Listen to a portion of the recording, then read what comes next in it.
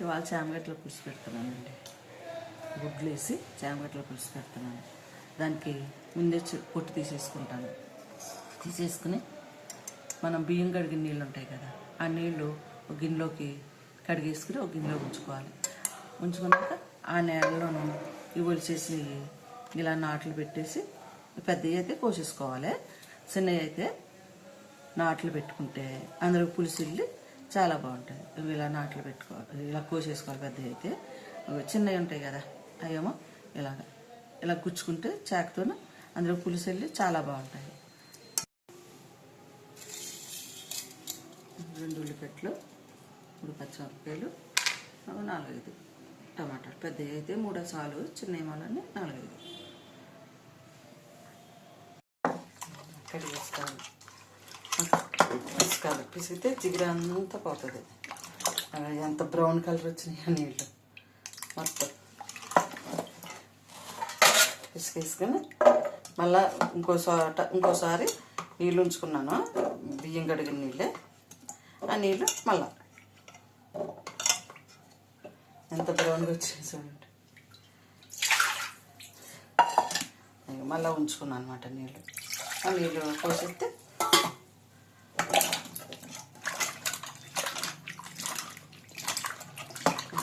కడిగేసుకోవాలి 2 సార్లు 3 సార్లు. నీళ్ళు ఎక్కువ ఉన్నాయంటే కడిగేసుకుంటే చాలా నీట్గా వచ్చేస్తుంది, జిగురు ఉండదు. లేకపోతే పులుసు ఉడకబెట్టే వండితే పులుసు అంత జిగురు తినలేం పంట కింద.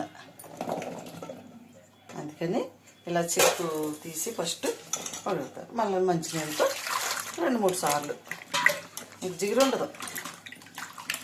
2-3 సార్లు కడిగేసుకుంటే నీట్గా సరిపోతుంది.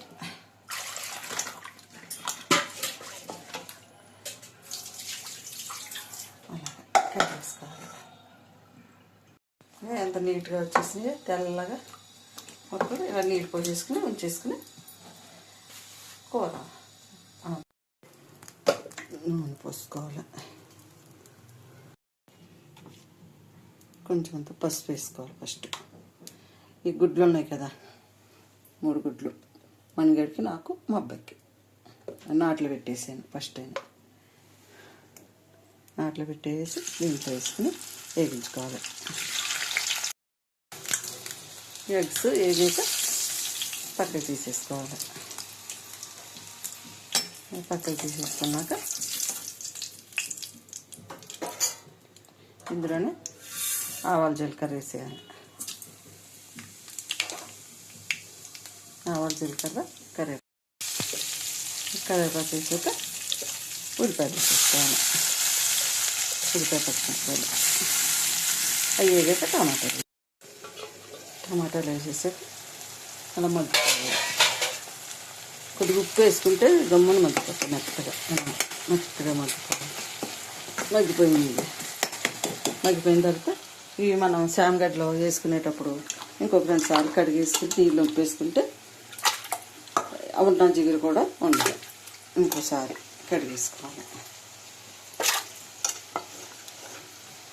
నానబెట్టి తీసుకున్నాం కదా, జిగురు వస్తుంది అన్నమాట. మళ్ళీ కడిగేసుకుంటే అసలు జిగురు ఉంటుంది.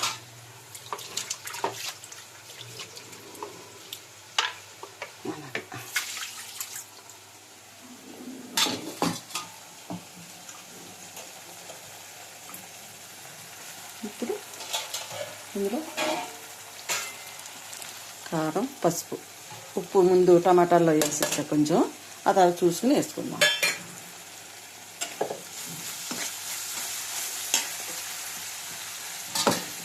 వేసేసుకోవాలి శామగడ్డలు. వేసేసాక మగ్గనివ్వాలి కొంచెంసేపు, మూత పెట్టేయాలి.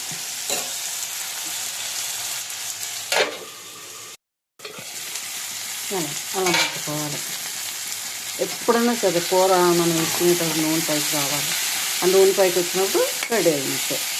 ఇప్పుడు ఇలాగ అయ్యాక మనం చింతపండు పులుసు తీసి పెట్టుకున్నాం. మనకు పులుపు తగ్గట్టు, ఒక్కొక్కరు పులుపు ఎక్కువ తింటారు, ఒక్కొక్కరు పలుపు తక్కువ తింటారు. అందుకని మనకు తగ్గట్టు వేసుకోవాలి. వేసుకుని మనకి వేయించుకున్న గుడ్లు ఉన్నాయి కదా, అవి కూడా వేసేసుకోవాలి. వేసేసుకుని కలిపేసి మూత పెట్టేయాలి. తర్వాత ఉప్పు చూసుకుంటే దాన్ని బట్టి సరిపోద్ది.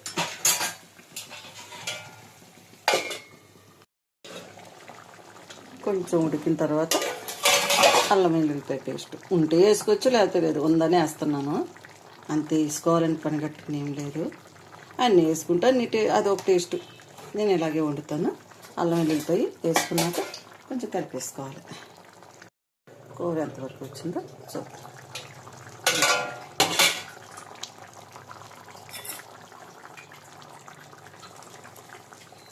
అయిపోయింది.